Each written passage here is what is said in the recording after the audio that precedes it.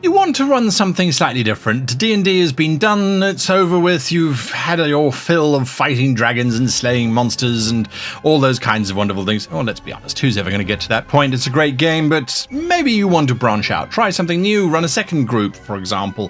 What do you do? Where do you turn to? What other role-playing space offers you a huge amount of variety in terms of mood, tone, as well as a bigger kind of goal? Well, here's one for you, inspired by our sponsors.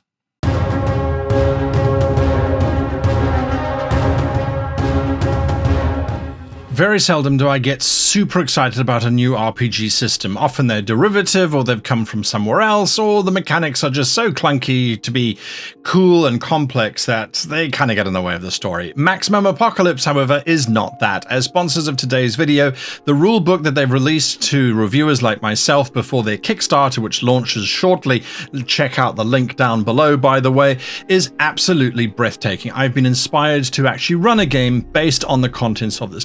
I made a character in about 30 minutes whilst reading the rulebook, and the character was so cool. I've got the notes next to me. A scientist/surgeon who survived the kaiju uprising of the apocalypse and is now desperately trying to find their way home. This book is really great. If you are a post-apocalyptic fan, I strongly suggest you have a look at this Kickstarter. I know I am super excited about it. Hello and welcome to today's episode. My name is Guy, and today we're talking about a post-apocalyptic setting from a gaming perspective. What is Apocalypse all about? Well, Apocalypse is about three things, in my opinion. It's about survival, it's about hope, and it's about mood. So when we look at these apocalyptic spaces, right? Humanity is destroyed, the world is over, and everyone is eking out a survival. That can be such a fun space if you have a system, a mechanic system in place that allows for it to happen. And Maximum Apocalypse certainly does do that. Now, I'm going to be referring to them throughout because, like I said, I'm super excited for this system. There have been other systems in the past. D20 Modern was a classic example, absolutely awesome example of a rule system that allowed you to kind of get on and do what you did. But that was, to a large degree, really just D&D 3.5 in a modern day or post-apocalyptic setting. So we look at survival. It's not just the survival of the player characters, it's survival of the race as a whole. Very few other settings require the players to be responsible for saving an entire race, whether directly or indirectly.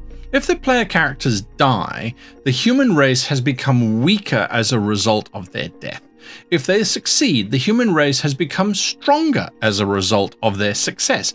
So there's a lot riding on a post-apocalyptic game, which I think is absolutely critical in terms of giving the sense of weight which other systems and other genres don't necessarily have. So there's definitely that to it. It's about hope. When you are out surviving in a post-apocalyptic space, it's not a pre-generated dark space like sci-fi might be. If you think of gritty sci-fi futures, the players don't really have a huge sense of changing the entire universe for the better. Whereas here, in a post-apocalyptic setting, if the players set up a little town around an oasis and they get generators going and they kind of start to restore humanity to where it was, assumedly a former glory, it gives us a sense of hope. When they find that oil well, when they find the water reserve, there's that wonderful, wonderful sense of hope. And I'm not sure we get that as strongly in other genres as we do in post-apocalyptic. And then finally, it's about mood. I know mood can be applied to everything. You can have horrific sci-fi, you can have horrific fantasy, you can have horrific Cthulhu. While I think Cthulhu by its nature doesn't need the adjective horrific. You can have all of those different moods in the other genres, but I think post-apoc, again, gives us that wonderful opportunity to actually add them in and to have them really help enhance the sense of hope and survival. A funny moment in a cantina where someone is trying to get a drink and they accidentally use antifreeze instead of the regular alcohol, which is pretty much the same thing. You know, you can have these light, humorous moments interspersed within these truly dark and grim things where players come across cannibals and the like. I really think that with mood, we can explore a whole lot of things about what the human race devolves into. And I think even in today's space where we're dealing with that whole COVID-19 thing, look at how people are reacting. Some are defiant, some are rebellious, some are accepting, some just kind of act as if nothing's going on. I mean, there really is a journey of human reactions that we can explore as well. So I really do like that. I do like that. So finding treasure in a post-apocalyptic space is no longer just, yeah, well, you find some coins, it's a +3 sword, it's a this, it's a that. Now it is something that has actual value in terms of the players being able to use it. In the past, one of the big challenges with post-apocalyptic type games is that you go, well, I don't know, how do you build a camp? How do you build a water purifier that will purify radiation out of the water? Can you do that? Well, we can MacGuffin it. You use an aqua inverter reflux Geiger meter filter thing. I don't know. I mean, you had to basically be a survivalist in order to be able to do that. So we've all watched Naked and Afraid. I mean, we've all been there. We've all seen these survivalists trying to survive. I have done some basic survival training in my many years of existence, but we don't need to do that in order to be able to be GMs and to run it in a post-apocalyptic setting using the maximum apocalypse rule set because of the way they've broken down components to become currency. So really, treasure is now still treasure, but it's a much more efficient way of saying, okay, well, to build a water purifier requires 30 components. What are those components? We don't care. How do they get assembled? We don't care. There's some skill rolls and things that work, and that produces a water purifier. So I think that works really well in terms of, like I said, supporting the story rather than slowing it down. This case is not mechanics, it's actual general knowledge of how to survive. So there is that. The NPCs give us such a big emotional range to play with. Some can be cannibals. They have literally given up on humanity and they will just kill and eat whatever they can in order to survive. Others can be noble and heroic and survive and be guides and mentors to the party.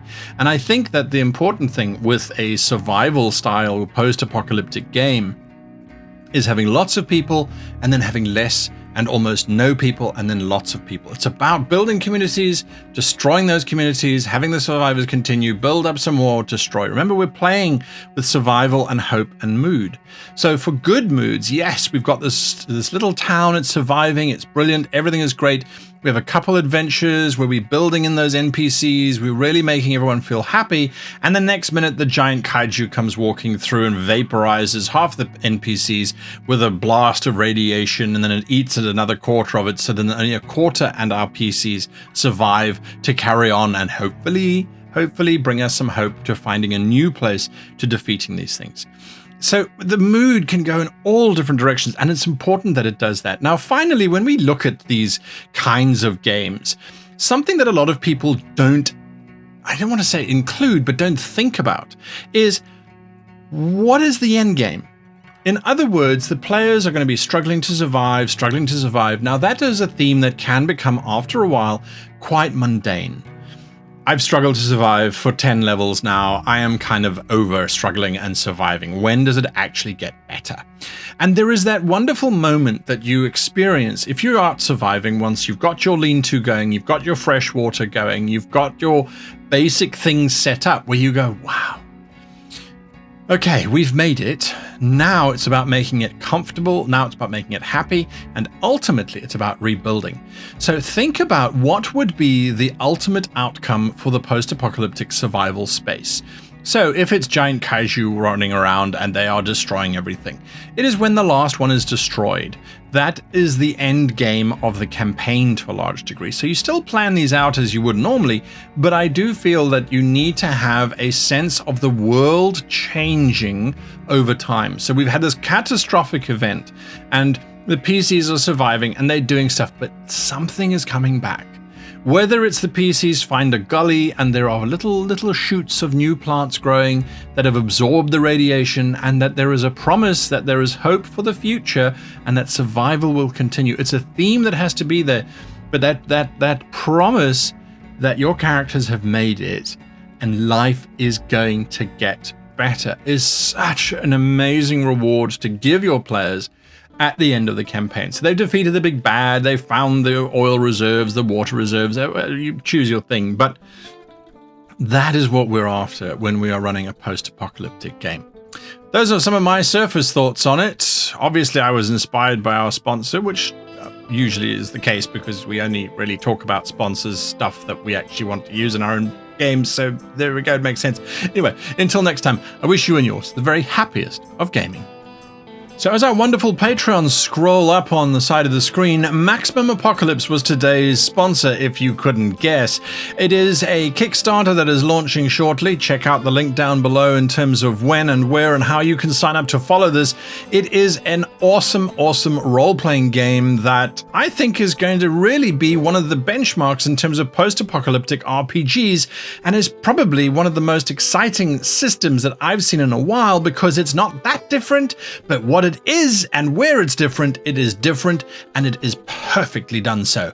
Anyway, Maximum Apocalypse, big thanks to them for sponsoring today's episode, and of course, big love to all of our Patreons.